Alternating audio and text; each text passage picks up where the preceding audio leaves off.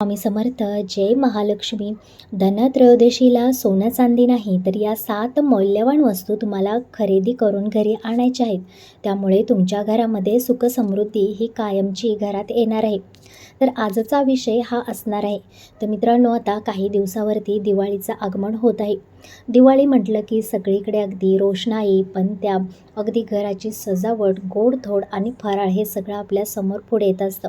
माता राणीला प्रसन्न करण्यासाठी आपण नवनवीन उपाय जे आहेत ते दिवाळीमध्ये केले जातात. माता लक्ष्मीला प्रसन्न करण्यासाठी आपण तिच्या आवडीच्या मिठाई असेल, आपल्या घरामध्ये रोषणाई करत असतो. त्याचप्रमाणे काही अशा खास वस्तू देखील आहेत ज्या आपल्या घरामध्ये या दिवशी खरेदी करून आणणं हे शुभ आणि चांगलं मानलं जातं. त्यामुळे माता लक्ष्मी प्रसन्न होते आणि आपल्या घराकडे ती आकर्षित होत जाते. मित्रांनो, आपण दिवाळीमध्ये घरे वगैरे का सजवतो? कारण की माता राणी जी आहे ती आपल्या घराकडे आकर्षित व्हावी, आपल्या घराकडे तिचं लक्ष जावं. पण त्याचबरोबर आपण काही वस्तू आहेत ज्या या दिवशी आपल्या घरामध्ये घेऊन आले तर आपल्या घरातलं जे वातावरण आहे ते सकारात्मक होणार आहे आणि आपल्या घरामध्ये माता लक्ष्मीचा वावर होणार आहे. माता लक्ष्मी आपल्या घरामध्ये कायमस्वरूपी स्थिर राहणार आहेत. मित्रांनो, तर त्या वस्तू कोणत्या आहेत त्या या व्हिडिओतून आज आपण पुढे पाहणार आहोत. पण व्हिडिओ शेवटपर्यंत बघा, व्हिडिओला एक लाईक नक्की करा. तर धनत्रयोदशी हा दिवस जो फक्त दिवस सोनं चांदी खरेदी करण्याचा नसून तो दैवी ऊर्जेचा आणि भाग्य जागवण्याचा दिवस आहे. आज मी तुम्हाला सांगणार आहे की अशा कोणत्या 7 गोष्टी आहेत ज्या सोन्या चांदीपेक्षाही मौल्यवान आहेत. त्या जर तुम्ही आजच्या दिवशी घरी खरेदी करून आणाल तर तुमच्या संपत्तीमध्ये, आरोग्यामध्ये, सौख्य आणि समाधानामध्ये तुमच्या वाढ होणार आहे.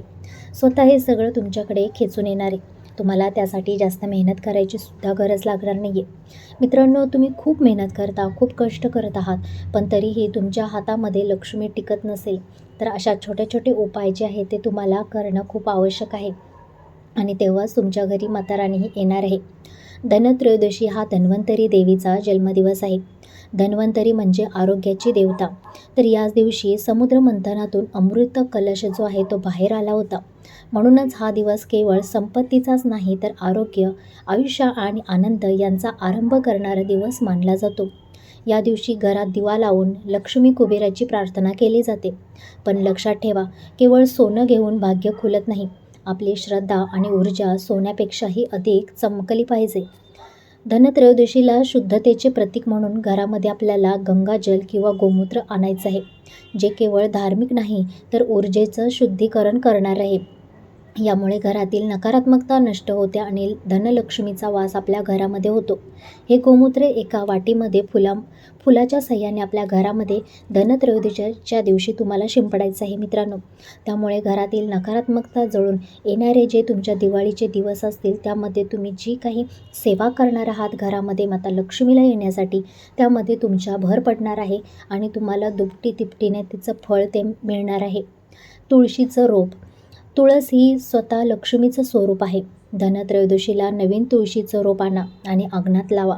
या दिवशी लावलेली तुळस घरातील सर्व दोष जे आहे ते दूर करत असते, आपलं आरोग्य वाढवत असते. मित्रांनो, त्यामुळे धनत्रयोदशीला अवश्य तुळशीचे एक रोप आपल्या घरी घेऊन आलं पाहिजे. सकाळ संध्याकाळ मंदिरात वाजवलेली घंटा म्हणजे ऊर्जेचा नाद असतो. धनत्रयोदशीला नवीन शंख किंवा घंटा घरात आणल्यास नकारात्मक शक्ती ही पळून जात असते आणि घरातलं वातावरण प्रसन्न होत असतं. त्यामुळे या दिवशी शंख किंवा घंटा घरी आणणं खूप शुभ आहे. सोन्यापेक्षा मौल्यवान म्हणजे आकर्षण शक्ती. कुबेर यंत्र घरात पूर्वेकडे किंवा तिजोरीजवळ ठेवावे. हे यंत्र धन टिकवून ठेवते आणि नव्या संधी आपल्याला देत असते. 5वं जे आहे ते म्हणजे धान्य किंवा तांदूळ मूठ. अन्नलक्ष्मी आपण तिला म्हणू शकतो. धनत्रयोदशीला नवीन धान्य घरात आणा. धान्य म्हणजे अन्नलक्ष्मी. जे घर अन्नाने समृद्ध असते तिथे धन टिकतं आणि घरात समाधान राहत असतं. मित्रांनो, त्यानंतर आपल्याला पाहतो की कडुलिंबाची किंवा पिंपळाची पाने जे आरोग्य आणि आयुष्य वाढवतो, तर अशी पानं जी आहेत ती धनत्रयोदशीला आपल्याला घरी आणायची आहेत. अशा पवित्र झाडांची पानं आपण वापरून हे घर आपलं शुद्ध करू शकतो. अशी जी पानं आहेत ती आपल्याला आपल्या मंदिराला तोरण किंवा घराला तोरण याचं लावायचं आहे.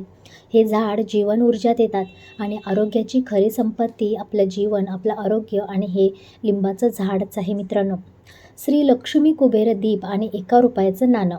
या दिवशी एक दिवा उत्तर पूर्व दिशेला लावा. त्या दिव्यात तूप आणि थोडेसे तांदळाचे दाणे तुम्हाला टाकायचे आहेत. तिथे 1 रुपयाचं नाणं तुम्हाला ठेवायचं आहे. हे नाणं जे आहे ते वर्षभर तुमच्या तिजोरीमध्ये ठेवलं जातं आणि त्यामुळेच तुम्हाला धनप्राप्ती ही होत असते मित्रांनो. तसे छोटे छोटे उपाय आहेत, पण जे अगदी प्रभावशाली आहेत. जे कोणी दिवाळीमध्ये हे उपाय करतात त्यांचं भाग्य खुलत असतं. लक्ष्मी प्राप्तीसाठी साधी सोपी तुम्हाला एक पूजा करायची आहे. संध्याकाळी 6:30 ते 8 वेळेमध्येच ही पूजा करायची असते.